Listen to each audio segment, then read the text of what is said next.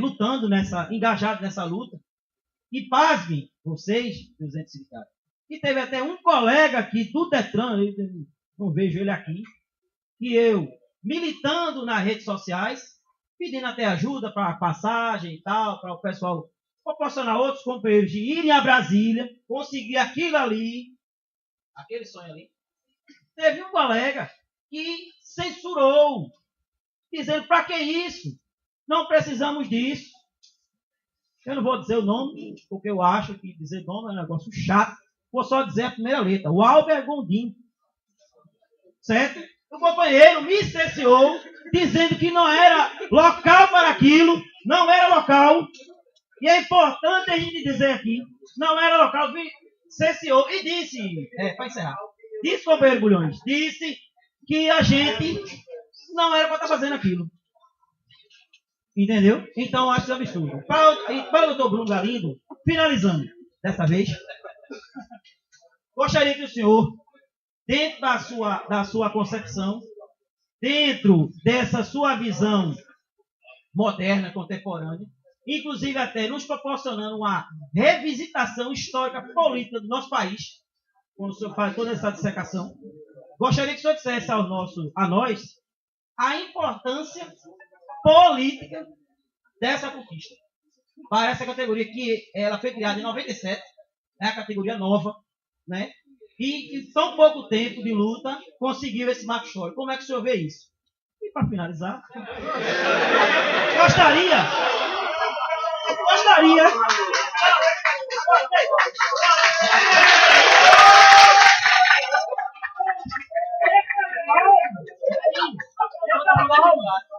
Essas palmas não são para mim. Gostaria agora de pedir palmas realmente, com toda a vontade e verdade, para todos esses companheiros aqui de Brasília, que lutaram, que foram a Brasília. Isso é uma história. Parabéns!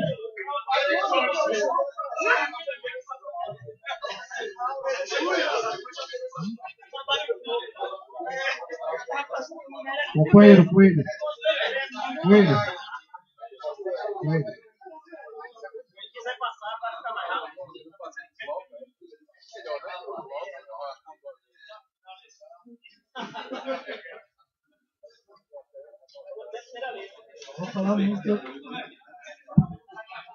Vou falar menos que eu companheiro. Doutor Bruno.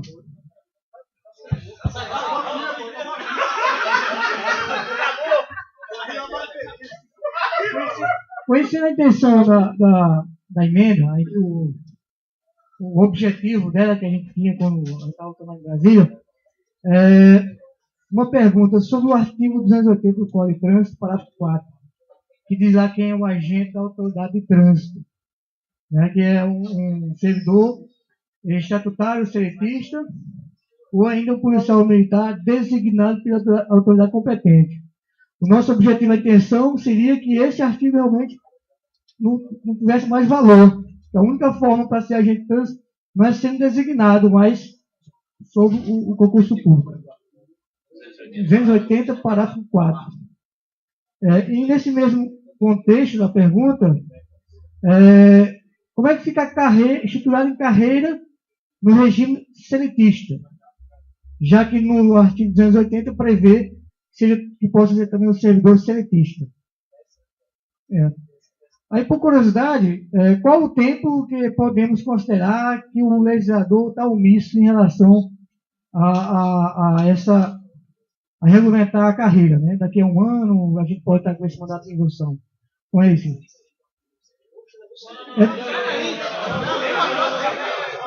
O artigo 280, parágrafo 4 do Código Civil Brasileiro. A Lei 9.503 de 1997. A gente vai fazer as perguntas em bloco, depois ele responde. Está inscrito agora Fidelis.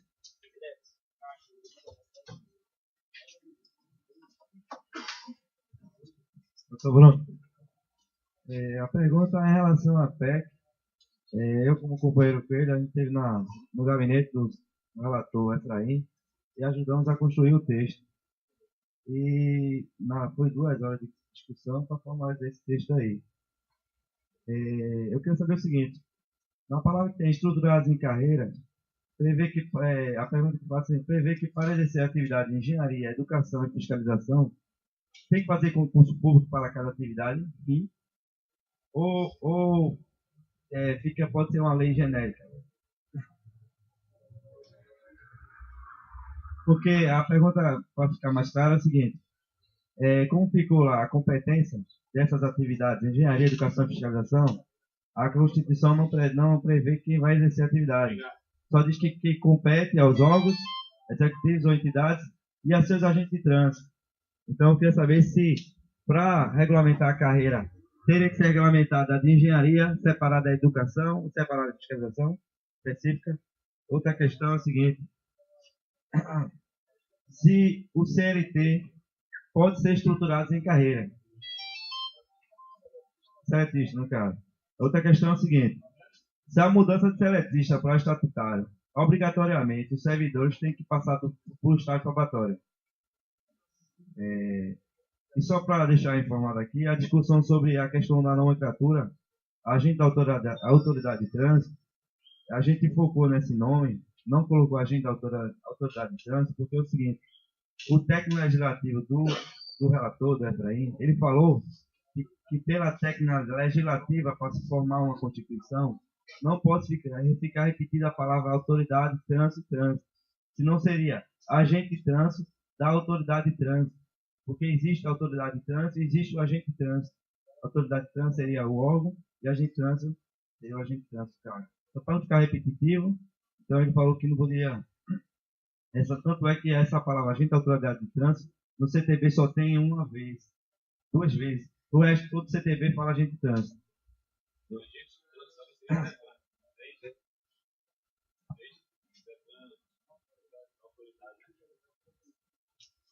Vanildo.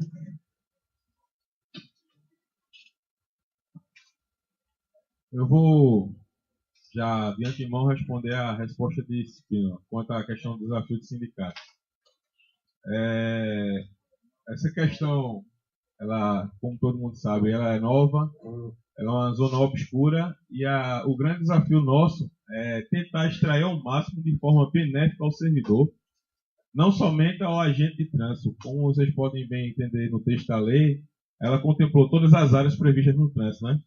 O tripé de balizar da questão da segurança do trânsito, da engenharia, educação e fiscalização. E um anseio meu, e espero que entendamos que seja estendido a todos, hoje o momento político é extremamente favorável a nós. Pelo menos a conjuntura atual, ela nos favorece. E o grande desafio é tentar balizar o tempo e a oportunidade, e a partir daí a gente conseguir as melhorias para a nossa categoria. Esse é o nosso maior desafio. Uma dúvida que eu tenho, eu acho que boa parte tem, uma coisa simples e pouco polêmica, doutor Bruno. Quanto à questão da necessidade, de fato, a gente já sabe, mas é um tema muito polêmico. Alguns dizem que sim, outros dizem que não, porque não está previsto em inciso. Quanto ao porte de arma para o agente de trânsito na inclusão do parágrafo, já que no Estatuto fala que todos que estão previstos no inciso farão jus ao porte. O simples fato dessa injunção do parágrafo, ele dá direito de forma tácita ou através de interpretação?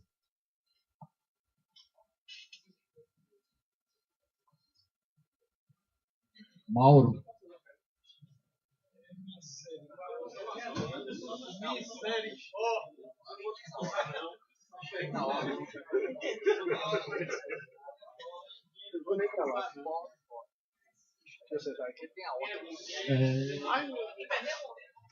Boa noite, Daniel, né? Bruno, né? Doutor Bruno, boa noite. Aqui são 2 questões, na realidade.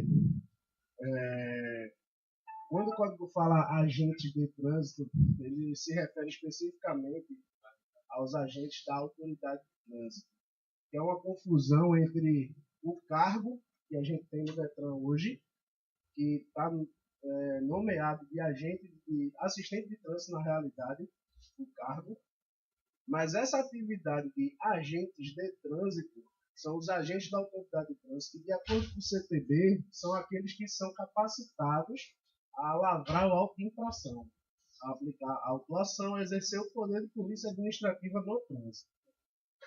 Aí, qual era a questão? Se esse segundo inciso, ele prevê alguma modificação, ele obriga a modificação do nosso enquadramento dentro da carreira no órgão. Porque carreira, inclusive, nós já temos no PCCB.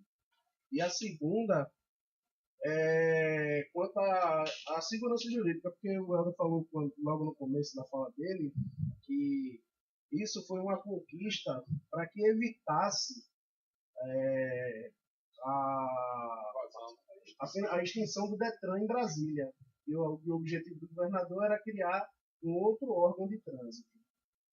O Código de Trânsito brasileiro ele não prevê a existência de DETRANs, não prevê a existência de órgãos executivos de trânsito dos estados e municípios.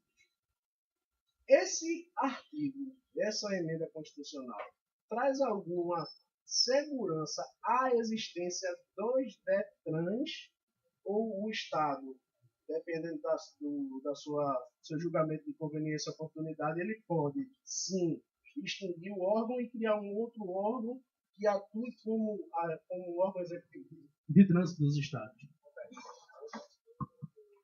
Éder.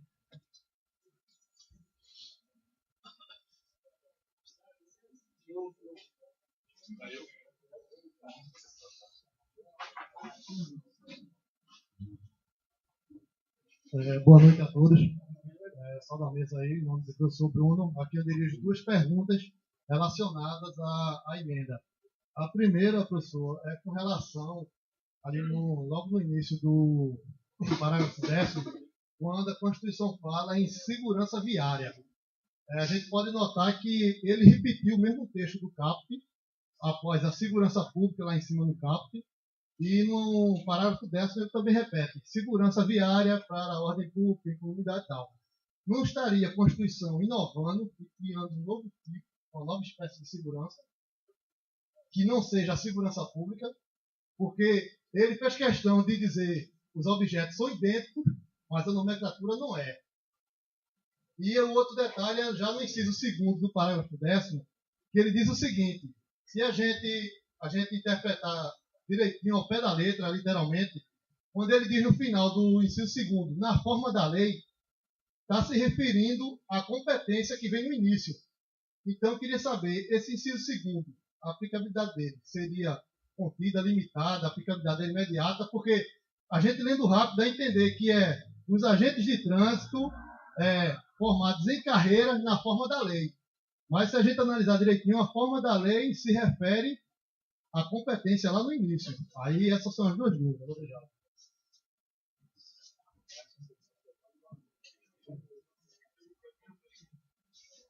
Boa noite. Eu vou fazer discurso, não.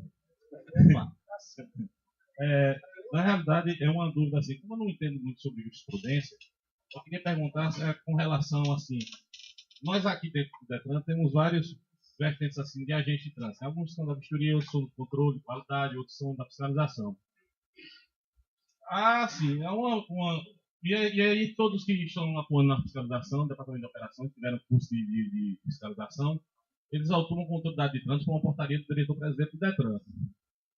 Na questão da gente, que é agente de trânsito, mas trabalha dentro internamente, no setor administrativo, no meu caso da vistoria, e de alguns colegas do controle, com relação às melhorias que, porventura, essa emenda pode ocasionar para a gente. Se a gente vai para a rua, gostaria da gente ir para a rua, sair da vistoria, com a questão salarial também, e se, porque a gente foi colocado como assistente aqui, no caso do PCCB, se seria criado ou estipulado um reenquadramento funcional, assim, a gente transferiu 1, 2, 3, 4, e que todos fossem em uma faixa só. Porque há diferenciação de salários entre o pessoal da operação, da fiscalização e da gente que está no controle de qualidade. Essa era a minha pergunta. Vou passar logo para ele responder a questão dos desafios que ele pediu para responder, como um representante maior dos sindicatos de servidores do DETRAN, que vai responder. Só uma observação aí, que no concurso, no edital, o cargo nosso previsto era agente de trânsito. Depois houve uma modificação, mas no edital foi. Nossa pergunta do colega, né? Então, Espíndola, pelo que eu entendi do seu questionamento, o desafio após essa emenda. Então, o próximo desafio, não é isso? Não a dificuldade que a gente teve, o desafio que a gente teve para aprovar, não é isso? Daqui para frente. Aí, a questão é a seguinte, o desafio que a gente tem depende do tamanho do nosso obstáculo. Até hoje, a gente não encontrou obstáculos para os próximos passos nossos, que é o que a gente está trazendo o questionamento ao doutor aqui. Então, como a gente pode fazer, o que a gente vai fazer? Até hoje, a gente não encontrou ninguém contrário à nossa regulamentação. O que a gente precisa fazer? Regulamentar nossa carreira, regulamentar nossas atividades, criar as atribuições em leis pesadas, jornada nossa tem que começar a ser igualitária, para a gente poder exigir o adicional noturno e vários outros questionamentos. Definir nossas atribuições de forma bem criteriosa, poder avaliar se tem salubridade ou não. Vários itens, a nossa jornada, o ingresso, o nível de ingresso, o que é exigido para cada ingresso, além da escolaridade, os tipos de curso, a formação, o tempo mínimo de treinamento para se tornar um profissional de trânsito, tanto para o engenheiro, quanto para o analista, quanto para o cara que vai ficar fazendo o atendimento ao público, que programas ele tem que conhecer, o que a gente trânsito tem que ser treinado em defesa pessoal, em qualquer coisa que seja. Então, temos que criar o mínimo necessário. Então, nosso desafio agora, nossa primeira preocupação é, dentro do que está disposto na regulamentação colocado na forma da lei, buscar em cada âmbito, como o doutor colocou, tanto municipal, estadual, mas também na União, lá na área federal. Buscar esse tipo de regulamentação para que a gente consiga ter o mínimo de existência. Então, com a emenda constitucional, a gente nasceu, existe. Os órgãos executivos de trânsito, agente de trânsito, essas atividades existem para o Brasil. Está na constitui uma das atividades do Brasil, dentro da segurança pública. Então, nessa criação, nessa constituição, criaremos agora as nossas atividades, nosso trabalho, para cada cargo, para cada atividade, da forma que for necessário. Então, nosso desafio é criar isso. E o nosso êxito vai depender da nossa organização e união. Se a gente se desempenhar nisso, assim como a gente conseguiu essa emenda, se a gente se esforçar nisso, tenho certeza que a gente vai conseguir, e quanto maior for o nosso esforço, antecipado vai ser o nosso resultado, nosso benefício. Respondi? Obrigado. Bom, amigos, coisa pra caramba, né? Vamos ver aí. Vamos ver aí, obviamente que as respostas que eu vou dar aqui são diferentes de uma resposta de algo que pudesse ser mais estudado e mais estrategicamente pensado e tal. É meio aquela coisa de bate pronto. Então, assim, são respostas que podem, inclusive, aí digamos assim, adianta a possível decepção, né? Podem estar até todas erradas, mas a gente faz como o direito não é ciência exata, a gente, como jurista, sempre pode sair pela tangente quando a gente erra, né? No sentido de que, como não é possível prever tudo isso, porque, como eu disse durante a exposição, você depende muito de entendimentos, de interpretações, e a gente fala muito realmente em termos de possibilidades que podem ou não ser mais ou menos plausíveis. Vamos ver das perguntas que foram feitas o que é que a gente pode dizer em termos de potenciais, né? Só uma questão mais geral que ele perguntou sobre a importância política da emenda 82, eu acho que é uma importância fundamental, né, no sentido de que o fato de se ter uma norma dessa fazendo parte da Constituição, ela ganha uma força, como eu disse, muito superior à força que ela teria se ela tivesse, por exemplo, no patamar apenas da lei, né, em que você pudesse ter isso modificado por uma maioria menos qualificada, uma maioria simples, como a gente costuma falar. Então, você primeiro dificulta, do ponto de vista político, a modificação para pior no sentido da retirada de um dispositivo dessa natureza, E a presença dele na Constituição, ou naquilo que a gente chama de bloco de constitucionalidade, ele permite exatamente um desdobramento disso em termos de luta política, como ele estava falando aqui. Quer dizer, uma coisa é você ter uma pauta que é justa, mas que não é o cumprimento da Constituição. Outra coisa é você dizer, não, isso não é só justo, isso está na Constituição. É uma obrigação constitucional o cumprimento disso aqui. Então, a diferença é essa, porque uma é uma pauta só política, a outra é uma pauta político-jurídica, né? Porque você tem um instrumento que é um mecanismo jurídico de fazer valer aquilo do ponto de vista de desdobramento legislativo. Então, assim, eu acho que, do ponto de vista da importância política, é um negócio, é um ganho qualitativo sensacional. Né? Pelo menos assim, com o que eu vejo do ponto de vista da Constituição em geral, eu acho que isso é muito relevante. Né? Eu vejo o quanto foi importante, por exemplo, numa área que eu atuo junto ao AB, que é os direitos da pessoa com deficiência, o quanto é importante hoje para cobrar esses direitos a Convenção dos Direitos da Pessoa com Deficiência ter sido constitucionalizada no Brasil. É norma constitucional e isso dá a gente digamos assim, um substrato muito mais significativo no sentido de fazer valer políticas públicas, fazer valer determinadas normas que até já existiam e que você não consegue implementar pela falta de um referencial mais forte. Então, politicamente é muito importante você ter uma norma constitucional que consagre isso aqui, ainda que com esses problemas pontuais de redação, de dubiedade, mas até para você fomentar esse debate é importante que ela esteja ali. É porque você, de alguma maneira, vai dar uma provocada no legislador, no Supremo e por aí vai, né, do ponto de vista dessa potencialidade.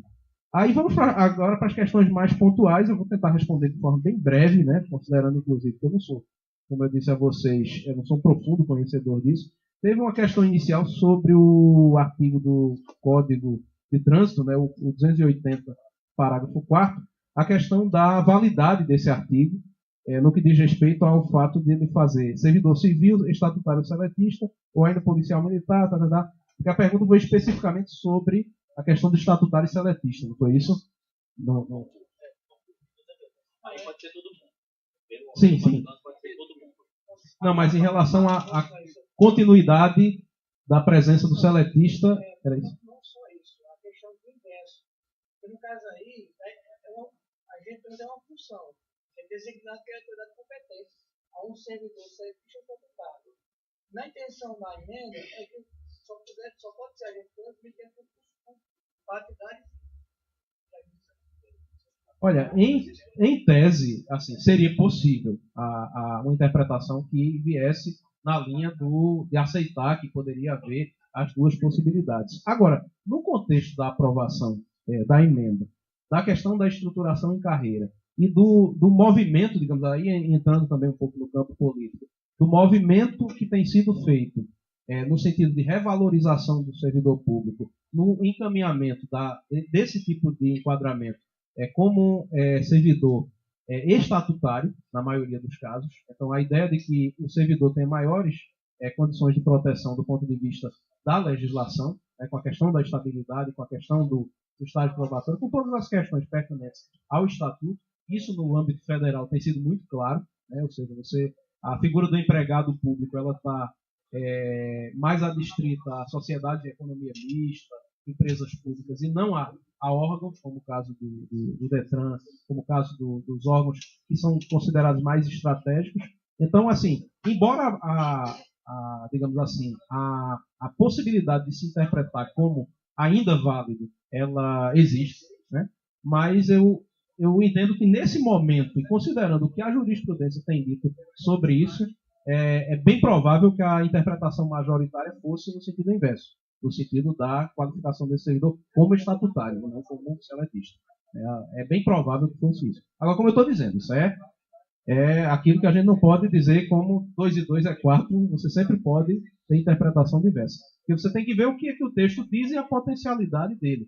Na verdade, a emenda não diz de forma cabal e definitiva que é estatutário. Só que tem questões que a emenda nem precisaria, em tese, dizer, considerando exatamente todo o percurso que a emenda teve, que a PEC teve e o direcionamento que foi dado até ela. Na interpretação da lei, uma coisa que a gente discute em hermenêutica, né, que é uma disciplina que é justamente sobre interpretação da lei, é uma coisa que a gente discute é que a interpretação da lei ela não pode ser só literal. Ela é uma interpretação que tem que ser sistemática, que tem que avaliar, inclusive, as razões de criação daquela emenda. Então, ainda que a emenda tenha problemas de redação ocasionais, determinadas interpretações são mais razoáveis do que outras, a depender, inclusive, da compreensão desse momento de surgimento da lei, dos debates, do que foi a luta política para se chegar àquela lei. Isso, normalmente, principalmente nas cortes superiores, isso normalmente é levado em consideração também, principalmente no Supremo. O Supremo tem suas decisões que eu concordo, tem suas decisões que eu discordo, obviamente, como todo e qualquer corte, mas o Supremo tem muito esse tipo de avaliação, né, de avaliar contextualmente o surgimento disso, porque não faria sentido uma emenda dessa surgir como um retrocesso, né, como algo que pudesse prejudicar ao invés de avançar do ponto de vista de que foi toda uma mobilização de uma categoria que chegou-se a determinado texto e, consequentemente, a interpretação desse texto deve refletir isso. Do ponto de vista da omissão, né, da caracterização da omissão, não existe um critério prévio. Foi tu que fez essa pergunta também, né? Não existe um critério a priori, né, de você verificar quanto tempo seria. Teve até um ministro do Supremo, muito tempo atrás, nos idos dos anos 90, 91, 92, por aí, que ele propunha, ele tinha uma tese de que o Supremo ele chegou ao cálculo que 120 dias seria 4 meses, né, seria um tempo razoável, digamos assim, uma vez dado o provimento, era a questão do mandado de injunção, dava o provimento ao mandado de injunção e dava 120 dias para o legislador legislar. Caso ele não legislasse nesses 120 dias, o próprio Supremo regulamentaria a questão, o ministro Nery da Silveira. Mas essa posição não foi majoritária, pelo contrário, foi uma posição isolada, e na época entendeu-se que não cabia ao Supremo fazer isso. Só que hoje essa posição, como eu estava dizendo, mudou, né? O Supremo entende que se há lacuna, que se direitos são efetivamente não estão sendo observados em virtude dessa demora, o Supremo poderia agir. Eu calcularia que pelo menos uns 6 meses eu acho que é um prazo razoável. Depois de protocolado o projeto de lei, depois de ter discutido, eu acho que menos de 6 meses seria temerário, né? Você não conseguiria caracterizar. Se for algo que, digamos assim, se for um projeto que cause pouca polêmica, digamos assim, que você tem um projeto praticamente pronto, que só dependeria efetivamente da análise pelos deputados e aprovação, que você não tivesse polêmicas excessivas com esse e aquele dispositivo, eu acho que seria um prazo razoável. Se for uma coisa mais polêmica, talvez 1 ano. Mas é aquela história, tem que ver também o momento político adequado para entrar também com ação. Luta na justiça também tem essa questão estratégica do momento político adequado, né? A política também se faz no âmbito do judiciário. Na verdade, no judiciário hoje existe inclusive um fenômeno que é chamado de judicialização da política. Que é você colocar a luta política no âmbito do judiciário. Você tem que também saber o momento certo de entrar com as ações. Porque pode ser que entrando num momento, aquilo não pode ter provimento, e no momento, às vezes, seguinte, 2 ou 3 meses depois, aquilo pode ter mais chance. Até a composição dos tribunais pode refletir isso. Saiu o ministro tal, tinha uma linha assim, entrou agora o ministro que tem a linha, é agora, né? Então, você entrar com a ação no momento certo, enfim, tentando refletir isso. Mas vamos lá. Oi.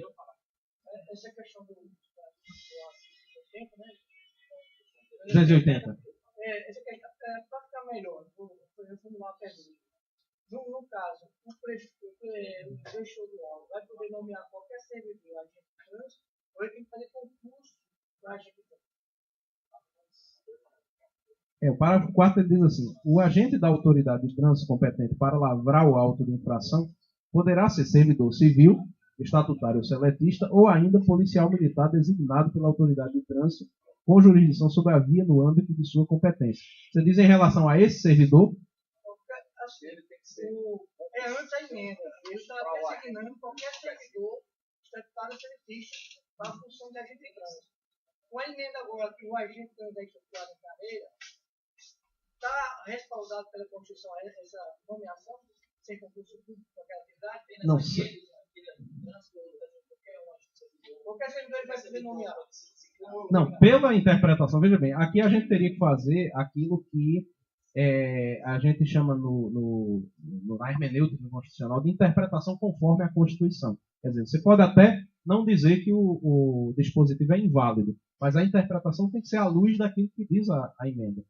Que nesse caso seria, a meu ver, aquela coisa, uma interpretação que me parece de cara mais adequada. Esse servidor aqui, ele teria que ser um servidor de fato de carreira, um servidor, digamos assim, que se enquadrasse. Não, interpretando esse aqui à luz da Constituição. Você não teria espaço para uma terceirização desse tipo de serviço. Pelo menos me parece a ideia. Uma terceirização. Deixa eu ver se eu consigo tentar ajudar. Não seria uma terceirização. Ele tem um servidor, mas que não fez concurso para agente. Especificamente para aquela. Ele fez um concurso público para uma outra função. E aí a autoridade de trânsito designa. Não, mas nisso mesmo, considerando a interpretação desse dispositivo à luz desse dispositivo constitucional, não seria esse caso. Seria o caso de servidor da carreira. Agora, eu não sei que do ponto de vista da. Isso é uma interpretação, tá? Porque quando foi feito o código, não existia essa função em município, nem estado, nem canto nenhum. Então, o código é de 97. Né? Então, assim, você precisa interpretar isso à luz dessa nova. Hoje, tem que se adequar. A gente tem que puxar. Não é tecnicamente uma revogação, mas a interpretação dele à luz do que diz a emenda. Né? Que é essa tentativa, digamos assim, que eu entendo, assim, olhando num olhar superficial, claro, eu entendo que, nesse caso, teria que ser o servidor da carreira, e não o estatutário. Aí vem a luta para que os municípios, que não tem o agente de trânsito, se lutar para que eles façam a carreira, botem o concurso, entendeu? Mude a lei lá no município, para não pegar o agente de trânsito e dar um curso, ou qualquer servidor pega o garido e você vai ser agente de trânsito, dá o curso, pode ter que ir na rua. Tem que ter a função, o cargo de agente de trânsito. E trabalhar isso. Que é no município, puxando por aí. Parece que é a grande discussão hoje, exatamente muitos municípios que utilizam guardas municipais para a função de agente de trânsito. Então, o grande problema hoje é esse. O cara ele faz um concurso para a guarda municipal, mas o município não quer fazer um concurso público para agente de trânsito.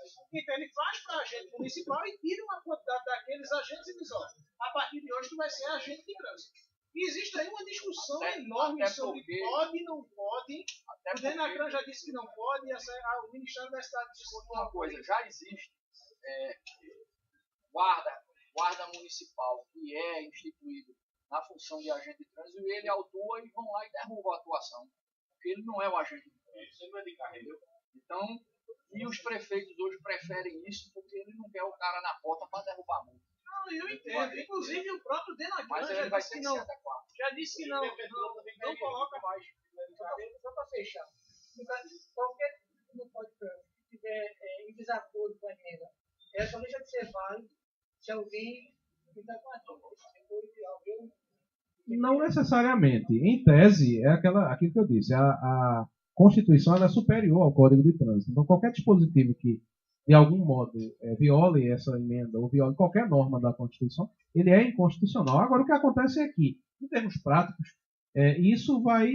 você pode ter, claro, as pessoas cumprindo espontaneamente a Constituição, e você pode ter também o cara que vai dizer, olha, mas esse dispositivo está aqui no Código de Trânsito, mas ele é inconstitucional. Aí você vai ter que fazer algum tipo de provocação, digamos assim, acerca da inconstitucionalidade, que pode ser uma provocação direta, digamos assim, um dos órgãos legitimados, Conselho Federal do OAB, partido político com representação no Congresso, que pode provocar o Supremo para ele declarar a inconstitucionalidade daquilo de forma geral, que aí seria ele prover a ação direta lá no âmbito do Supremo, como você pode fazer isso até no município, digamos assim.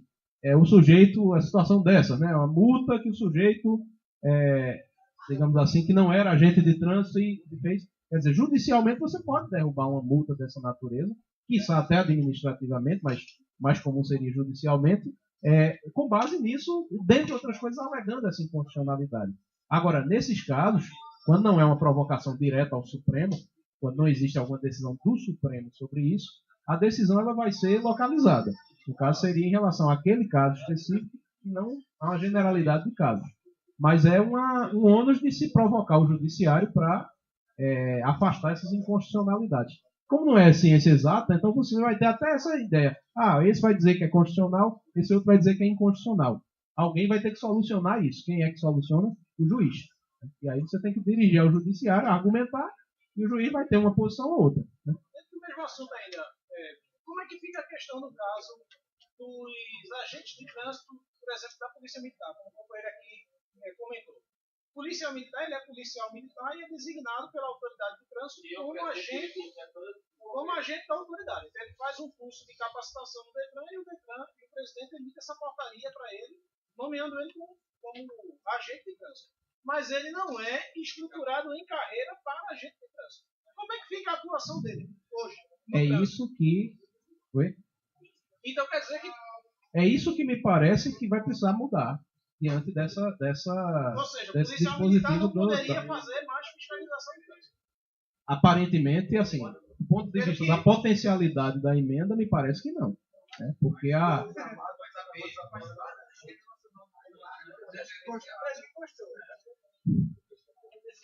porque se a designação é ao agente de trânsito, como eu estou dizendo, eu posso estar dizendo, assim, o que eu posso estar dizendo aqui, pode ser que não. Não, isso aí é possível, sem dúvida alguma. Né? Agora, a designação do agente de trânsito, se você estrutura o agente de trânsito em carreira, em tese, é o agente de trânsito, nessa carreira estruturada, que teria a competência para fazer aquele tipo de atuação. Quer dizer, de algum modo, é possível, talvez, até alguma norma de transição sobre um modelo para o outro, né? Se pode discutir essas possibilidades. Né? Às vezes você tem essas situações. Nesse caso, eu não vi nenhuma norma transitória. Mas, às vezes, a própria Constituição ela estabelece, durante X anos, vai haver vamos supor que fosse esse caso, os agentes policiais militares teriam a incumbência de continuar com essa, até que seja estruturada a carreira, que deverá ser feito em X anos. Né? Então, seriam possibilidades. Não, pelo que eu vi, não está nessa emenda. Mas, assim, teria essa possibilidade de uma norma de caráter transitório entre um modelo e outro. Mas, assim, aparentemente, assim, sem, como eu estou dizendo, um olhar superficial e imediatista. Mas, assim, me parece que a ideia da emenda é essa mesmo. É você estruturar uma carreira e designar essa carreira como responsável. Porque, senão não teria muito sentido você ter o agente de trânsito como uma carreira autônoma. Seria, a meu ver, me parece que é muito a estruturação disso como carreira, do ponto de vista da qualificação da carreira, da estruturação, da preparação do sujeito para ser realmente agente de trânsito. O que me parece que é uma função diferente da função do policial militar. Né? Bom, eu não sei, como eu estou dizendo, eu estou falando assim, talvez, mas assim, me parece que a formação do policial é uma formação diferente para outras finalidades, inclusive. Né? O agente de trânsito me parece que já é uma outra atividade, eu comparo muito com, sei lá, com atividades que você possa ter na própria universidade, né? A atividade, por exemplo, de professor com a atividade de procurador da universidade. O cara pode até ser as duas coisas que a Constituição permite acumular. Mas uma coisa, outra coisa é outra coisa. O cara que é bom no ensino do direito tem muito isso, o profissional que dá aula. Aí eu digo, olha, o fato do cara ser um grande advogado, um grande juiz, não o habilita a dar aula sobre aquilo. Por quê? Porque para ele ser professor, ele precisa ser preparado para ser professor. Então, ele precisa ter mestrado, ter doutorado, ter qualificação didático-pedagógica, essa coisa toda. Já para ele ser advogado, ele pode ser um ótimo advogado sem ser professor e sem ensinar, sem lecionar e ser horrível para ensinar, né? Porque ele não sabe passar. Tem aquele cara que, esse cara sabe muito, mas não sabe passar. Né? E tem aquele cara que nem sabe essas coisas todas, mas que em sala de aula consegue passar e tudo mais. Então, mais ou menos como você pudesse vislumbrar isso. Me parece que são uma olhada assim superficial, parece que são atividades diferentes. Trânsito, polícia são distintas. Agora, claro, se você precisa de apoio policial para determinadas atividades de trânsito, nada impede que os órgãos trabalhem em parceria, né, conjuntamente. Quer dizer, quantas e quantas vezes no serviço público a gente vê esse tipo de coisa. Agora, o agente de trânsito me parece realmente uma atividade diferente da atividade de polícia, né? Do ponto de vista do policiamento ostensivo, que é o caso da polícia militar. Policiamento ostensivo. mas vamos ver lá o que é que a gente tem mais. Né? Teve uma pergunta sobre a lei do concurso público, seria genérica ou seria para cada carreira, engenharia, fiscalização. As duas posições são possíveis.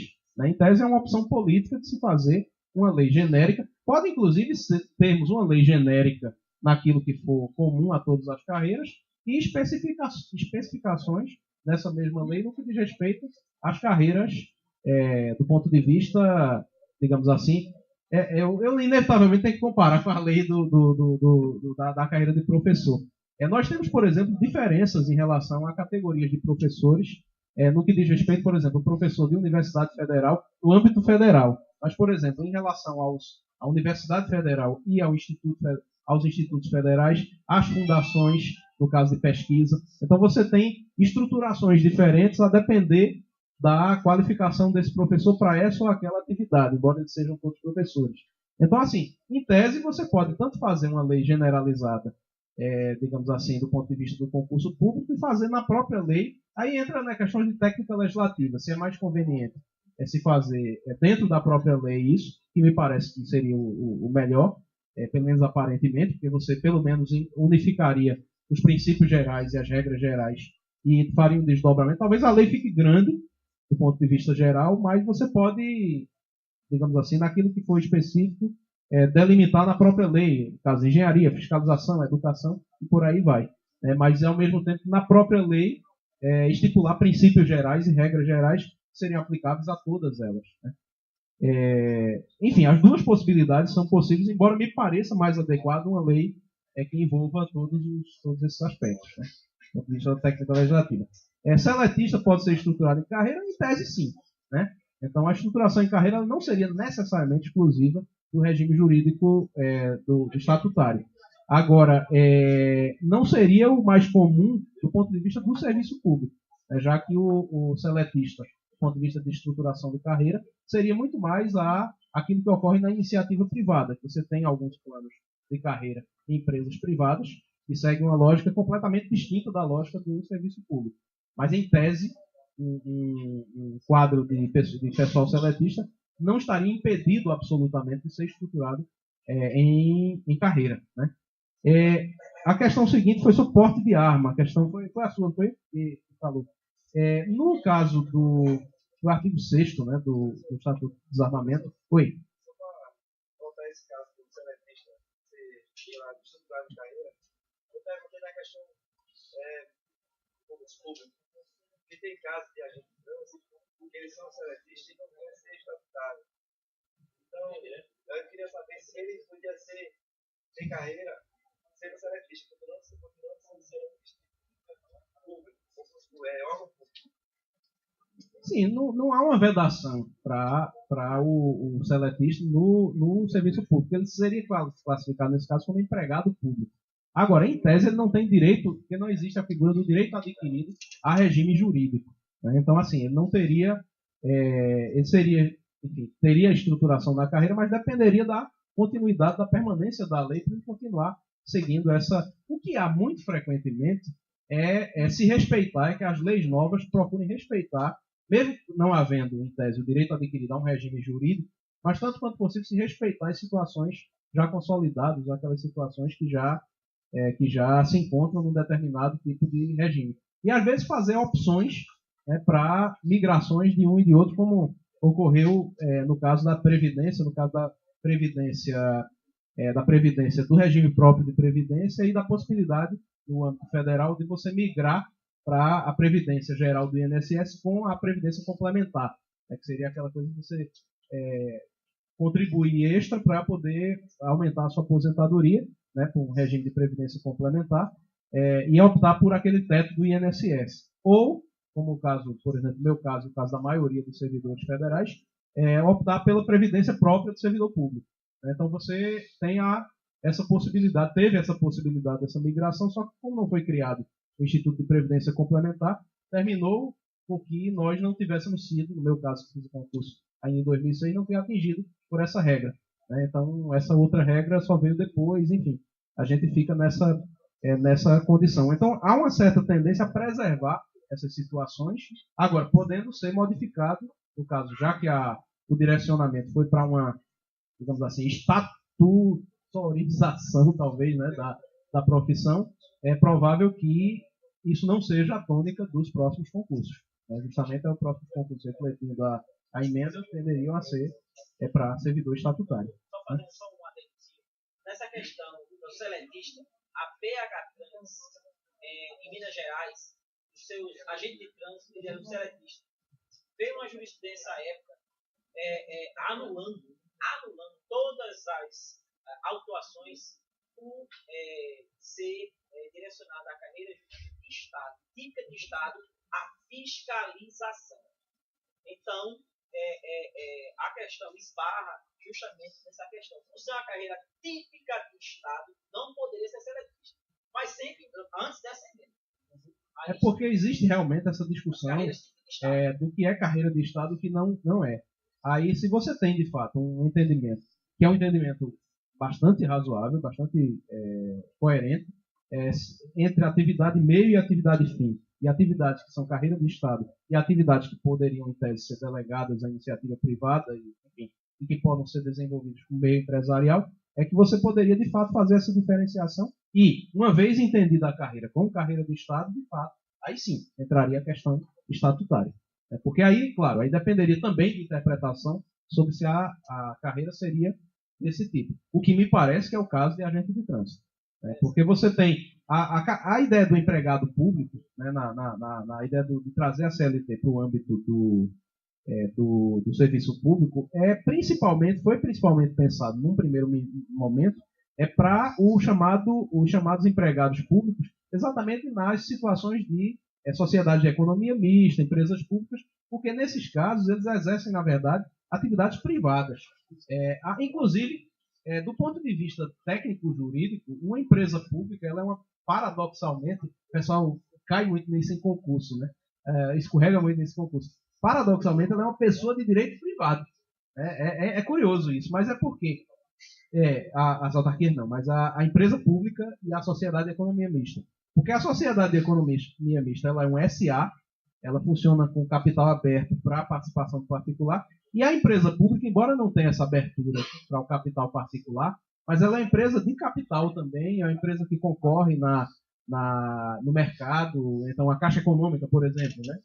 Então tem CNPJ, os servidores, no caso, são empregados públicos, ela litiga, enfim, com foro de empresa, enfim, ela funciona como uma empresa, fornece serviço, tem ponto na Caixa. Né? Então a Caixa, o gerente da Caixa me liga, olha, tem uma aplicação assim, né? Eu nunca tenho dinheiro para aplicar muita coisa não, mas quando tem qualquer coisinha a mais, olha, quer fazer uma aplicaçãozinha aqui, quer aumentar o limite do cheque especial? Eu digo, não, deixa um pouquinho mesmo. Mas, enfim, tem essas diferenciações. O seletista seria mais para esse tipo mas áreas que dizem respeito ao exercício das funções de Estado ou funções próprias ao serviço público, essas áreas exatamente o Estatuto do Servidor Público direciona principalmente para isso. Né? Só para explorar o máximo de conhecimento nessa parte do serviço. Se não é um projeto de lei federal, o mínimo da carreira, mantendo essa questão de um ser estatutário do outro serviço, essa mesma lei pode regular a executivo mínimo para ambas partes, tanto estatutário como serviço. E se nessa lei que vai aumentar, isso aqui tem que ser estatutário, o pessoal que é serviço perde emprego ou não? Não. Isso aí não interfere. Ele pode passar a ser estatutário, né? E aí seria talvez a previsão de algum tipo de transição entre as duas leis, de você dar uma opção durante algum X tempo para que o sujeito se transfira para o regime estatutário. Aí dependeria da regulamentação feita. Por exemplo, aqui em Pernambuco, o governo de Jarbas, ele fez um concurso para médico na Secretaria de Saúde que seria seletista e admitiu todo mundo. E depois,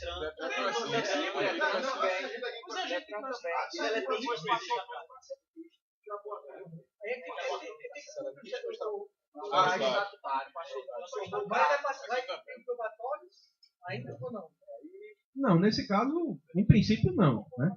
Porque, assim, a não ser que ele ainda esteja o período do estágio probatório. Mas se ele já passou o período do estágio probatório, eu entendo que não. Agora, como eu estou dizendo, viu, gente? Tudo isso aqui é uma visão assim, superficial e bate pronto, né? Então a gente teria outras possibilidades.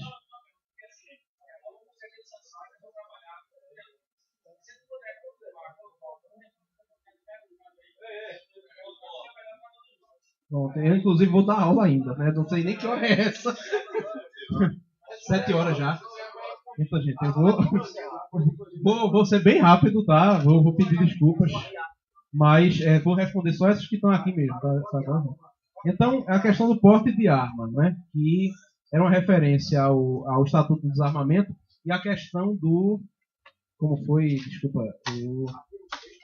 o 144, na referência a todos os agentes, cadê aqui o 144? O artigo 6º do Estatuto do Desarmamento é a referência a todos esses agentes previstos no 144. Tu estás com o artigo 6º aí? Fica mais fácil do que eu procurar aqui no Vadimeco. Então, a referência aqui é proibição, a proibição geral, e a referência a esses integrantes de órgãos referidos. O que, numa interpretação literal, os agentes de trânsito estariam autorizados, sim, ao porte de arma. Agora, é necessário a gente ponderar que, apesar de literalmente essa possibilidade de fato existir, é possível que, do ponto de vista interpretativo, se entenda que a função de agente de... Eu estou colocando isso como uma possibilidade. Que a função de agente de trânsito não seria necessária. Eu estou só como hipótese, tá, gente? Eu não conheço a realidade direta de vocês e não poderia dar uma opinião sobre se é ou não necessário. Agora, em tese, a emenda admite essa possibilidade, sim. Agora, para se ter uma, digamos assim, uma implementação disso como uma política geral para a categoria, precisaria, digamos assim, justificar isso de um modo bastante evidente.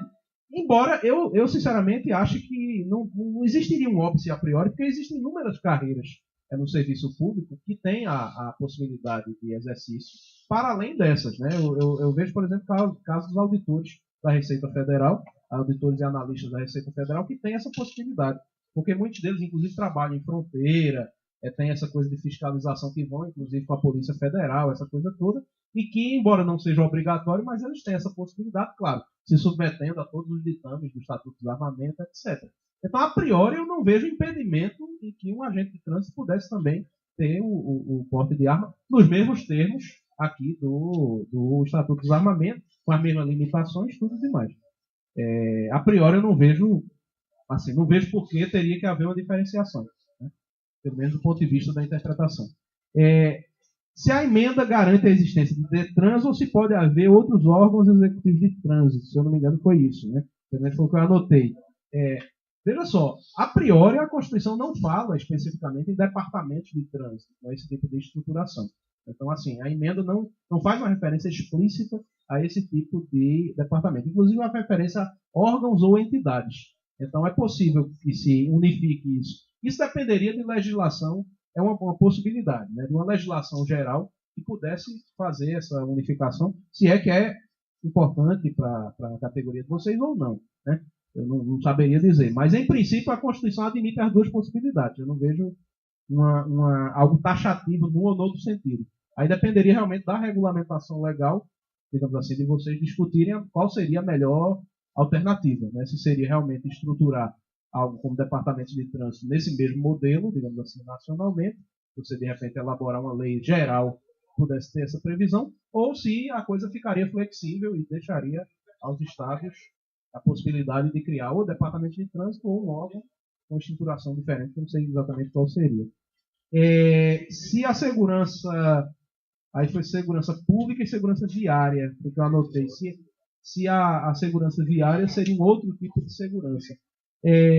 Sinceramente, essa é uma pergunta de difícil resposta a priori, porque no caso do 144, ele faz referência à segurança pública, basicamente se referindo à atividade policial. Mas tem uma brecha aí, tem talvez várias brechas, mas uma das brechas possíveis aqui é exatamente a própria presença do Corpo de Bombeiros Militar, que não é uma atividade do ponto de vista policial efetivo, né, já que o Corpo de Bombeiros ele tem uma finalidade muito mais voltada ao socorro e a esse tipo. Inclusive, eu lembro de um curso que eu dei justamente pessoal da PM e envolvia também os bombeiros militares, e que muitos deles questionavam a própria caracterização como militares, né? E os bombeiros eram os que mais reclamavam, porque eles diziam que a atividade deles não tinha absolutamente nada a ver com a questão militar e que eles tinham que cumprir uma hierarquia militar e falavam de vários abusos. Porque tem gente que acha que todos os policiais militares defendem que a polícia seja militar. E eu percebi nesse curso exatamente o contrário. Uma boa parte deles não quer isso. Que não interessa por conta do autoritarismo muito grande por parte das chefias das polícias, a questão de dificuldade de apurar se a punição disciplinar foi adequada, se habeas corpus, né, se os caras fazem arbitrariedade e o juiz não defere habeas corpus e tal. E curiosamente eu tive um aluno que era policial e que eu acho que ele era capitão da polícia, mas que ele defendia, dentre outras coisas, a tese do habeas corpus em relação ao policial militar, né, que o policial militar não poderia, que parece uma posição até corajosa dele, né, no sentido de que isso bate de frente com a interpretação de boa parte da hierarquia, da alta hierarquia da polícia militar, mas que ele defendia, no caso do trabalho lá de conclusão do curso dele, ele defendia essa ideia. Então, assim, falar de segurança viária como novo tipo, eu não sei, talvez ela esteja inserido também nessas várias facetas da segurança pública, né? Se você admite que o Corpo de Bombeiros possa ser incluído como uma atividade voltada à segurança pública, eu não vejo a priori por que segurança viária não seria também uma atividade de segurança pública, né? Se a gente puder fazer uma interpretação mais larga, mais extensiva do que é segurança pública, né? E que envolve todos esses fatores. Eu, a priori, não classificaria como novo tipo, não, e sim como subtipo, né? Ou seja, segurança pública como gênero, segurança viária como espécie, né, de segurança pública. Eu iria mais por esse caminho. Para terminar, foi a pergunta sobre o parágrafo 10º, inciso 2º, né, sobre a questão da eficácia. Né? Compete no âmbito dos Estados, Distrito Federal e municípios, aos respectivos órgãos ou entidades executivas e seus agentes estruturados em carreira na forma da lei. Era uma pergunta se essa norma era de eficácia contida, limitada, plena, que é uma classificação que remonta a um autor chamado José Afonso da Silva, um professor da USP aposentado. Ele dizia que a norma constitucional poderia ser de eficácia plena, quando ela não precisa de uma lei para regulamentá-la, de eficácia contida, quando ela não precisa da lei, mas a lei pode restringir os seus efeitos, ou limitada, quando ela precisaria da lei. Então, ela não teria eficácia enquanto não sobreviesse essa lei.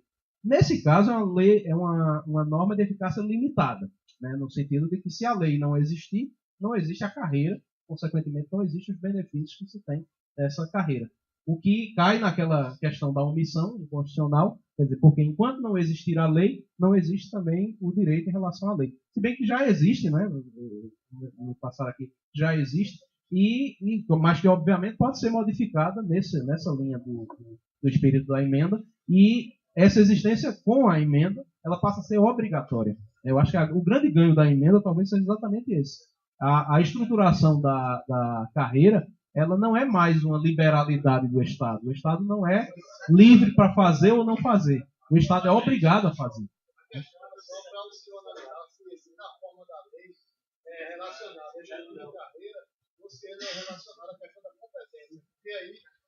Não, a carreira.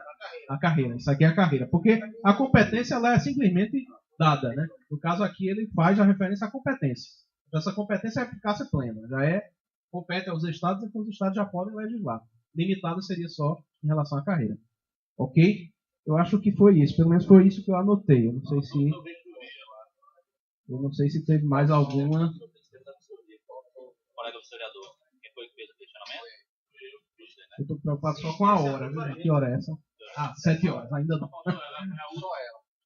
Eu acho que eu perdi, porque enquanto eu. Ele falou que isso é porque existe um agente de trânsito. Eu acho que foi isso, que existe o agente de trânsito, que ele faz vistoria, que ele faz trabalho interno, controle de documento, entendeu? E existe o agente de trânsito que faz fiscalização. E ali está falando de fiscalização. fiscalização, Então, existe aqui no DETRAN essa variedade de atividades para o agente de trânsito. Aí tem fiscalização, engenharia e Aí, educação. como é que fica isso? Aí eu em sou relação- agente de trânsito, trabalho internamente. Como é que eu fico se só a fiscalização e educação e a engenharia é que está na lei? Eu fico fora. Ó, depende da regulamentação do Estado. Vamos devagar. Existe